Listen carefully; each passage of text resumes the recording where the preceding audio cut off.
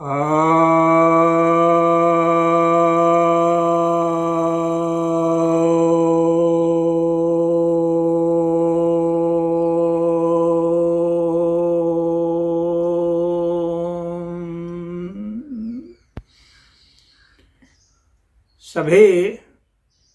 भक्तजनों को सप्रेम नमन। भक्तों,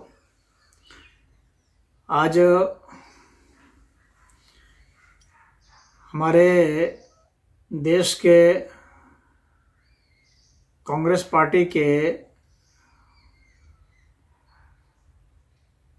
बहुत ही प्रखर नेता श्री राहुल गांधी जी ने बयान दिया है कि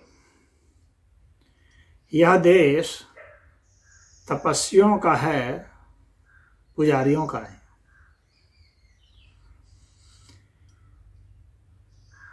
राहुल गांधी जी को पहले कुछ लोग पप्पू कहते थे।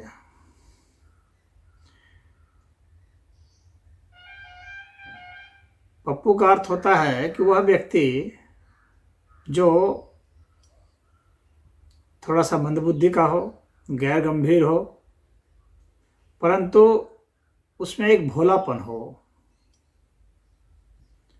इनोसेंसी हो उसमें। लेकिन अब राहुल गांधी यहाँ से प्रमोट होकर के टप्पू बन गए हैं। टप्पू का क्या अर्थ होता है? वह व्यक्ति जो इधर उधर से कोई बयान दे देता हो, ऊपर से टपका देता हो, परंतु उस टपकाने के पीछे उसके भीतर की घृणा, हिंसा, क्रोध, द्वेष जिम्मेवार हो। यानी ऐसे व्यक्ति बहुत जहरीले होते हैं, घृणित मानसिकता के होते हैं। ये सिर्फ जो हैं अपनी महत्वाकांक्षा के लिए किसी भी स्तर तक नीचे तक गिर सकते हैं। तो राहुल गांधी जी को अब पप्पू नहीं कहकर टप्पू कहना चाहिए, क्योंकि अब उनमें इनोसेंसी नहीं रही। वो तो पहले भी नहीं थी, लेकिन उनके कुछ बयानों से इनोसेंसी भी झलकती थी, परंतु इनोसेंसी कम थी और उनके भीतर में घृणित मानसिकता जो है वो ज़्यादा थी। जब वे कह रहे हैं कि यह देश पुजारियों का नहीं है, जब यह देश मौलानाओं का हो सकता है, पादरियों का हो सकता है, पुजारियों का क्यों नहीं हो सकता? इस देश में 140 करोड़ लोग रहते हैं, यह उन सभी का है। राहुल गांधी कोई स्पेशल नहीं है। वे सोचते हैं ये देश उनकी बपौती है। वे जिसको कहेंगे उसी का देश होगा और वे जिसको नहीं कहेंगे उसका देश नहीं होगा। उन्हें संविधान जाके पढ़ना चाहिए। ये संविधान किसका है? इस संविधान ने किसको अधिकार दिया है इस देश का नागरिक अपने को बताने के लिए? लेकिन इनके पीछे जो इनकी राजनीति काम कर रही है वह यह काम कर रही है कि जो पुजारियों के विरुद्ध हैं, जो हिंदुओं के विरुद्ध हैं और विशेषकर जो ब्राह्मणों के विरुद्ध हैं, उनको एक लामबंद किया जाए और उनका वोट लिया जाए।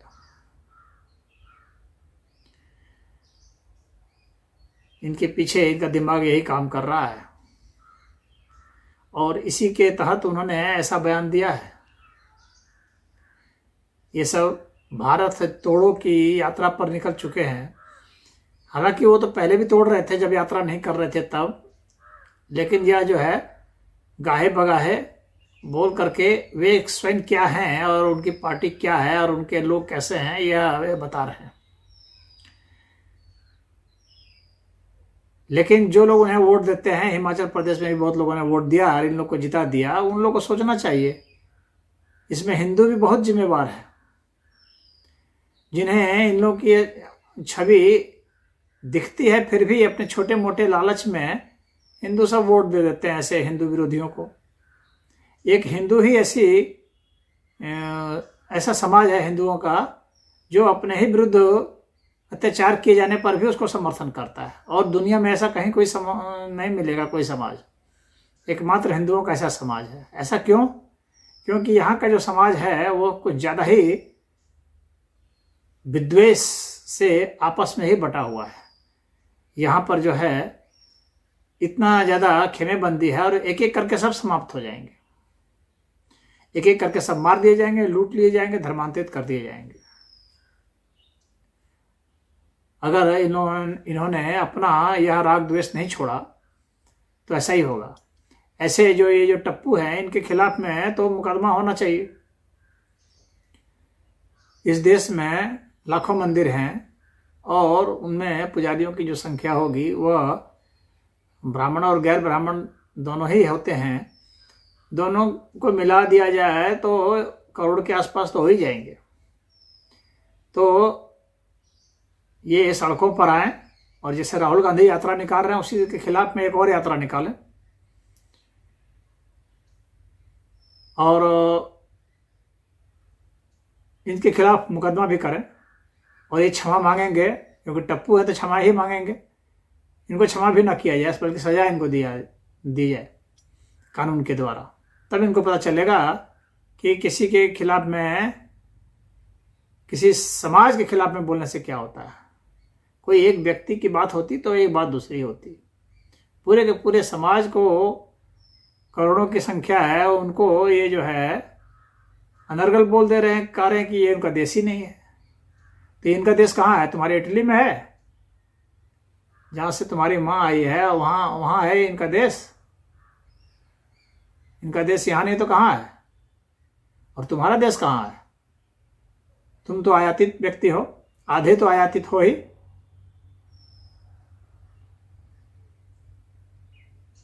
आज बोलना पड़ रहा है कठिन शब्दों में क्योंकि इन्होंने इतने बड़े समाज का, हिंदू समाज का अपमान किया है। अपमान ही नहीं किया है बल्कि एक तरह से धमकी भी दी है। यह एक धमकी की तरह लिया जाना चाहिए क्योंकि अपने कार्यकर्ताओं को ये इशारा कर रहे हैं इसी तरफ। और ये मूर्ख हिंदू समाज है जो उनको वोट देता है और यात्रा में उनके साथ शामिल हो रहा है। हिंदुओं को पूर्ण रूप से इसको बहिष्कृत कर देना चाहिए, ऐसे व्यक्ति को, और जितना इसके खिलाफ में अभद्र बोला जा सकता है उतना बोलना चाहिए, ताकि इसको भी समझ में आए कि इसे ही अभद्र बोलने नहीं आता है, अन्य को भी आता है, और ईंट का जवाब पत्थर से ही मिलना चाहिए। कि जब मुंह में आया जो मन सो बोल दिया, पूरे समाज को बोल दिया। मौलानाओं के खिलाफ कभी बोल के देखो कि पादरियों के खिलाफ बोलो, लेकिन वो तुम उनके खिलाफ क्यों बोलोगे? तुम तो उन्हीं के आदमी हो, तुम तो वही हो ही। उल्टा जनेऊ पहनते हो, उल्टी आरती करते हो, नमाज के स्टाइल में बैठ करके पूजा करने का ढोंग रचते हो और कहते हो कि मैं पंडित हूँ। कहाँ का पंडित? तुम्हारे परदादा तो मुस्लिम थे, तुम पंडित कब से हो गए? नेहरू नाम का तो कोई ब्राह्मणों में तो कोई भी होता ही नहीं है, कोई गोत्र नहीं होता है नेहरू नाम का। किस शास्त्र के प्रमाण से लाते हो?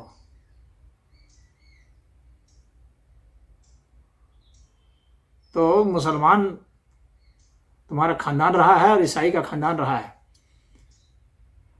और पंडित बनने का ये झूठा स्वांग छोड़ दो, क्योंकि तुम्हारी हर हरकत बतलाती है कि तुम ईसाई हो और सिर्फ ईसाई हो।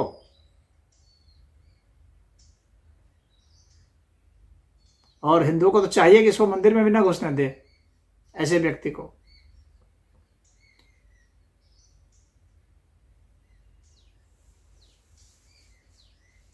तो यह जो व्यक्ति है यह शुरू से ही रच रहा है। कभी कहता है कि राम का कोई अस्तित्व ही नहीं है, मैं राम को नहीं मानता। तो फिर मंदिर क्यों जाते हो? तपस्वी बन रहे हो, शराब पी करके रोड पर चल देते हो, टी शर्ट पहन कर कहते हो तपस्वी हो गए।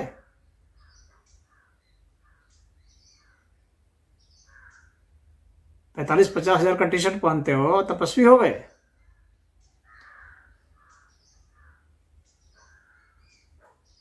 कोई दाढ़ी बढ़ा लेने से तपस्वी नहीं हो जाता। तपस्या का तो तुम्हें अर्थ भी नहीं पता है, तपस्वी कहां से हो गए।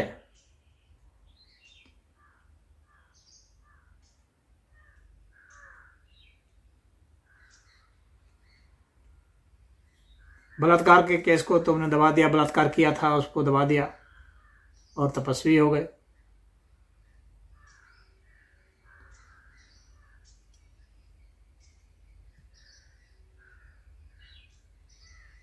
अरबों खरबों की संपत्ति के मालिक बने हुए हो, विदेशों में संपत्ति रख रखी है और तपस्वी तुम बन रहे हो। तो उल्टी पुल्टी पट्टी पढ़ाने से तपस्वी नहीं बन जाओगे। मादक द्रव्य पी करके सड़क पर निकल गए, स्टेज पर लड़खड़ा रहे हो, तो उससे तुम तपस्वी नहीं हो गए।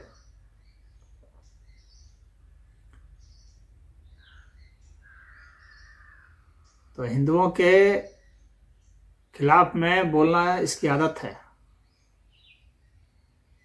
और ऐसे व्यक्ति का हिंदू समाज को चाहिए कि ऐसे व्यक्ति का पूर्ण बहिष्कार करे और इसको दिखाए कि इसका देश कहाँ है।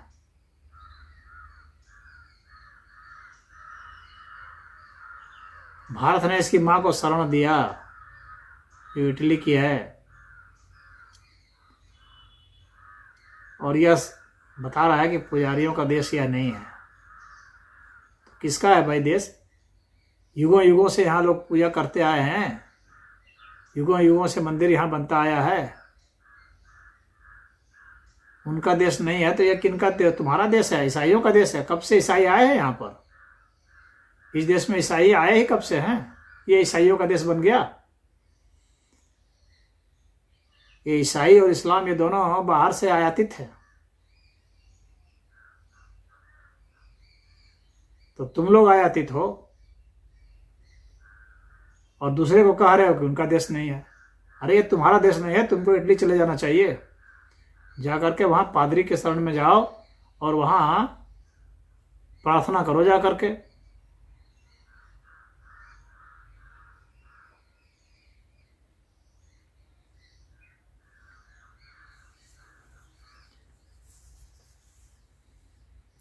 तो मैं यही कहूँगा कि ऐसे लोग कांग्रेस में भरे पड़े हैं, ये हों चाहे अन्य हों, ये सब कांग्रेस में भरे पड़े हैं और इनका जितना बहिष्कार हो उतना ही अच्छा है। और ये जो ड्रामा करते रहते हैं, इनके ड्रामे के झांसे में नहीं पड़ना चाहिए। दुनिया में किसी भी पार्टी को वोट दे दो, लेकिन इन लोग को वोट नहीं देना, क्योंकि ये सब सबसे खतरनाक लोग हैं।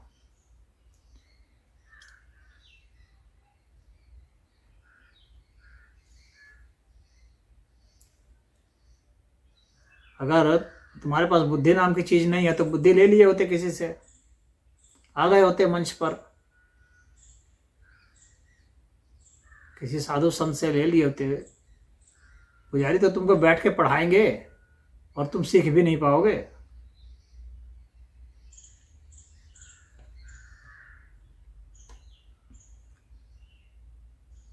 तो हिंदू समाज को जागना है और ऐसे तत्वों की पहचान करनी है जो भिन्न भिन्न पार्टियों में अपना मुखौटा बदल करके अपने क्षुद्र आर्थिक लाभ के लिए घूम रहे हैं। ऐसे लोभियों को, ये सत्ता के लोभी हैं और तपस्वी अपने को कह रहे हैं। सत्ता चली गई है तो छटपटा रहे हैं, धरती में लौट रहे हैं, पोट रहे हैं, बंदर जैसे गुलाटी खा रहे हैं और कह रहे हैं तपस्वी हैं। यह नहीं कहते एक लालची है, चीन से पैसा खा रहे हो घूस में और अपने को तपस्वी कह रहे हो। और कह रहे हो कि ये पुजारियों का देश नहीं है।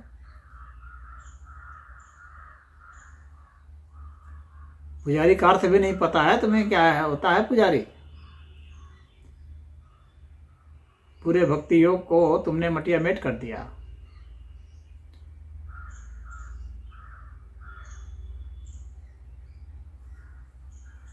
राहुल बाबा, राहुल टप्पू, अब जो है आप यात्रा भारत तोड़ो की शुरू कर दीजिए, नाम बदल दीजिए।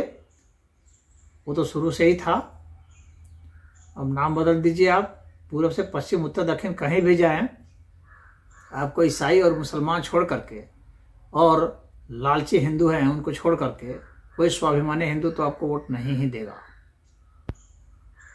और पुजारी और ब्राह्मण को तो चाहिए कि एक वोट इसको नहीं पड़ना चाहिए अगर स्वाभिमान है तो। नहीं तो ब्राह्मण में भी जो वास्तव में ब्राह्मण नहीं हैं और पुजारियों में भी जो वास्तविक पुजारी नहीं हैं, तो ही वे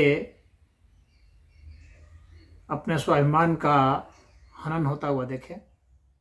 हरि ओम।